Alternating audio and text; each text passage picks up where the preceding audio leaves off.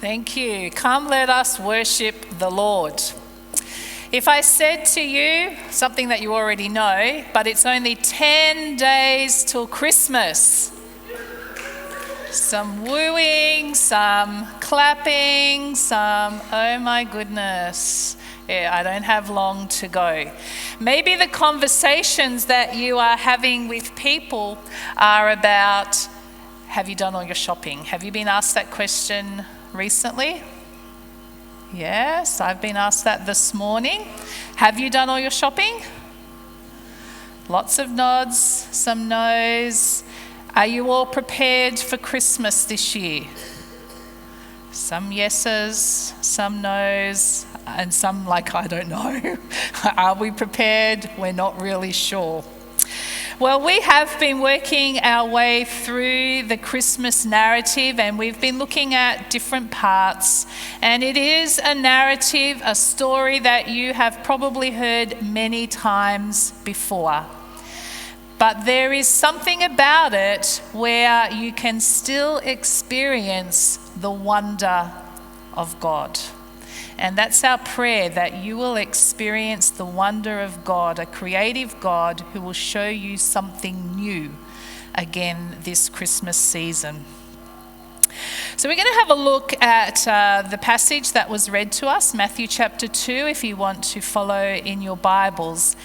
And just like you all reacted in different ways to me when I mentioned 10 days till Christmas and whether you were ready, there were lots of different reactions. We're going to have a look at the different characters in this reading and the reactions of them to Jesus. And then we're actually going to look at ourselves and say, what's my reaction to Jesus today? So that's where we're going to head. So we're going to start off with Herod, and either from what we read this morning or from what you know, Herod's reaction was one of anger and rejection. That's how he responded to Jesus. So it may come up on the screen, some anger and rejection. Did you know that Herod was called Herod the Great? So I kind of figured that if you have the words the Great after your name, there must be something great about you, or you have done something great. Maybe you're all thinking, yes, that could be me. I could be Stephanie the Great, or I could be Great Scott, or I could be Shinsuke the Great. Oh, look, now he even sat up. You just add the word the Great, and the way he sat up then actually matched that name. So Herod is called Herod the Great. He actually reigned as the king in Palestine for nearly 40 years. And he was actually the only ruler to ever keep peace and stability in that region. He I'm just having trouble finding this page. He was a brilliant architect. He was a builder. He was a man of great vision. He was also generous at times. Now, I didn't know this about him, but he was generous. And in difficult times, he had actually stopped taxing people, which is a bit of a surprise. He would stop taxing them just to give them a chance to survive. And when there was a great famine in the land, he melted down, is that right? He melted down his gold so that people could buy corn and he could buy food for the people. So if we left our information about Herod there, he is Herod the Great. He's pretty great. But there's another side to Herod. And there was a very deep flaw in his character, that he was very, very suspicious of other people. He also had some paranoia, and he couldn't tolerate anyone who may have rivaled his power. So he actually killed one of his wives, a mother-in-law 3 sons. And what I read in the commentaries about Herod was that it was probably better to be one of his animals than to be one of his family, because if you provided some threat to him, you were gone. So anyone who got close to claiming any power over Herod, or from Herod, he dealt with them. So Herod the Great did some great things, but had a deep flaw in his character. So when these 3 wise men arrive and they go to King Herod to ask about the king of the Jews that was born, well, that kind of set Herod off on a little bit of a, oh my goodness, what's going on here? He was the king of the Jews. He was Herod the Great. If there's another king of the Jews here, then there's trouble. So Herod actually got angry, although he controlled it in that moment. When the wise men came, he went and they asked him the question. He actually said to them, well, as soon as you find him, go and search for him, and as soon as you find him, come back and tell me, because I want to go and worship him too. Because the wise men had come and said, where is this king who was born of the Jews? We've come to see him and worship him.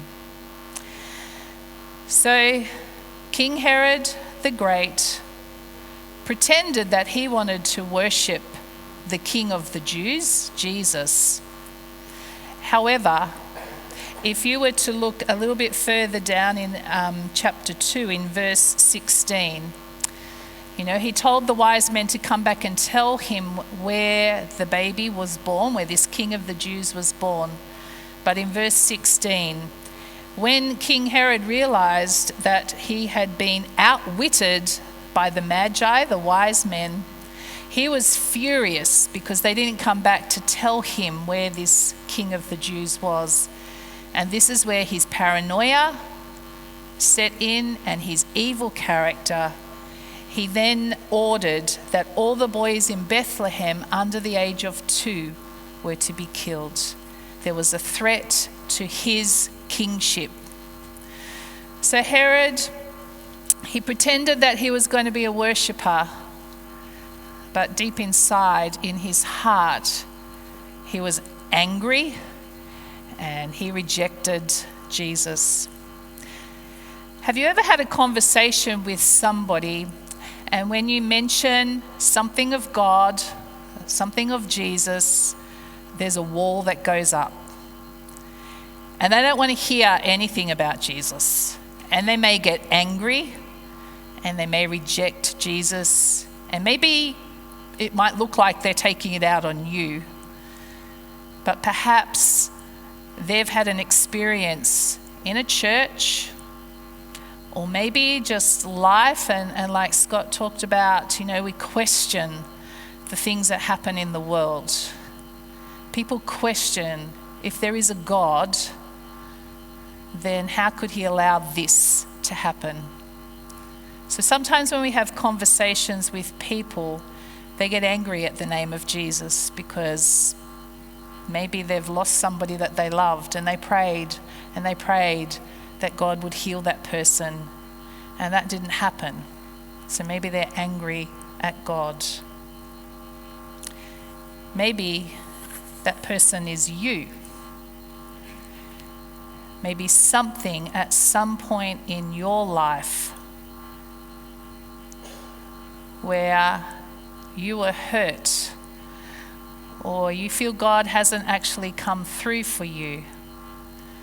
So there is a rejection or a wall up there in you.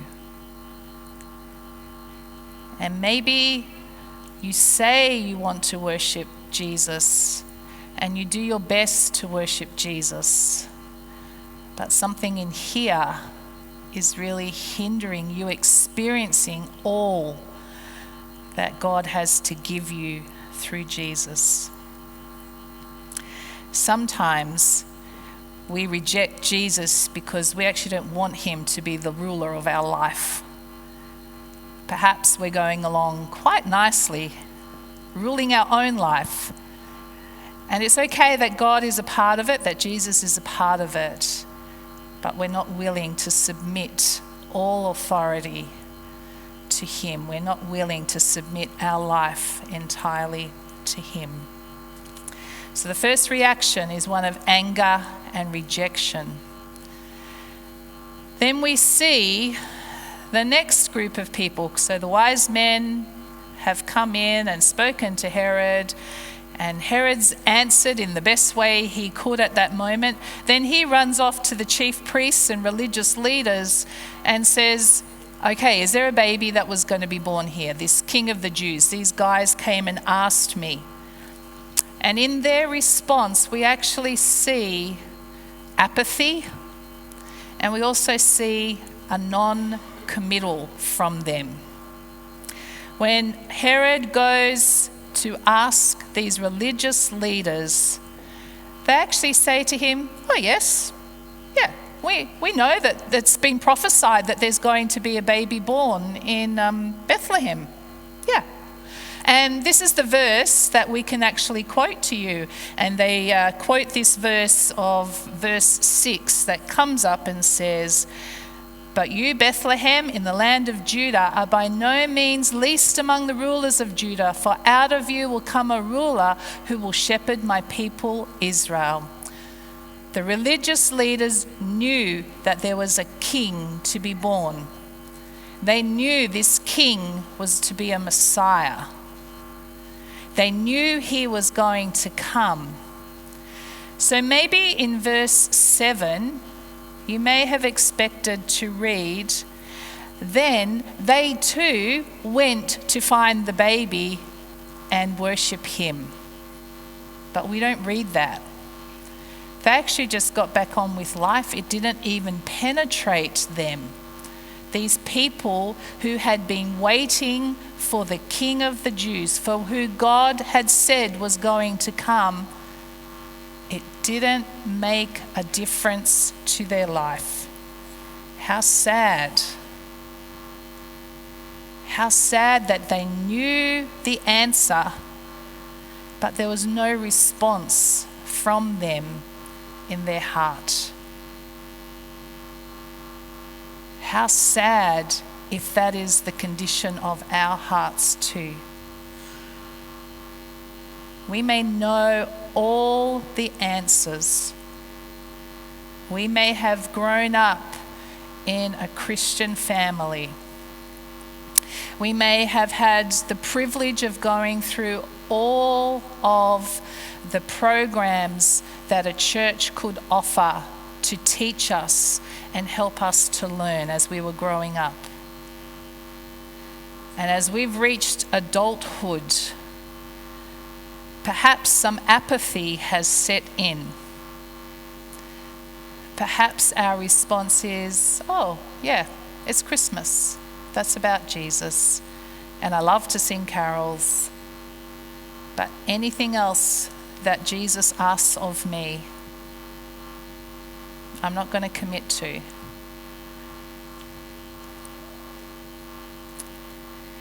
The final group of people are obviously the wise men. The wise men, it's believed, came from Persia, and that they were a tribe of priests. They were skilled in philosophy and science. I didn't know this bit. They were known as men of holiness and wisdom. They were the interpreter of dreams. They studied the stars. And when they saw this particular star that Lyndon showed for us, when they saw that star, they knew that God was intervening in the world in a magnificent way because they had studied the stars. They made a journey that took them quite some time, because it is believed that when they actually arrived at the house where Jesus was, that he was around the age of 2. So this particular journey, the star would have appeared in the sky when Jesus was born, and it took them that time to actually arrive at the place to worship Jesus. But the exciting thing about the wise men is the first thing that they said to Herod was, "We have come to worship him. We have seen this star. We know this is an act of God. We know this is a magnificent thing, and we have come to worship him." And then we read down a few more verses, and they actually come, they find the house, they see the child, they bowed down and worshipped him. They were overjoyed, it says in verse 10, when they saw where the star stopped. They were overjoyed because they knew that they had arrived at the place where Jesus was, where they were able to worship. The wise men started on a journey that was probably a bit inconvenient, riding a camel. I've never ridden a camel before, but I kind of imagine it's not quite as comfortable as some other modes of transport. It was inconvenient for them. They were wealthy, yes, they did bring costly gifts, but it also could have cost them their life, especially when they land in the palace of King Herod, because I'm pretty sure that word would have got around as to the type of character that he was. But it was worth the trip for them. They came and they worshipped. They encountered Jesus, and yes, they did go home a different way because they were warned that going back to Herod is not the best idea.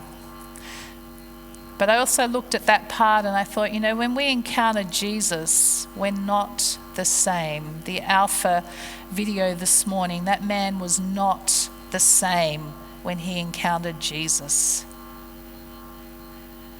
So today my question is, what's your reaction? What's your response to Jesus? Are you rejecting him? Are you a bit apathetic? Or are you overjoyed at having another opportunity every day to worship? That's what Christmas is about. It's all about worship. If you go back and read over the narrative of Christmas, the angels worshipped. The shepherds worshipped. The wise men worshipped. And Mary, when she pondered these things in her heart, I believe she worshipped as well.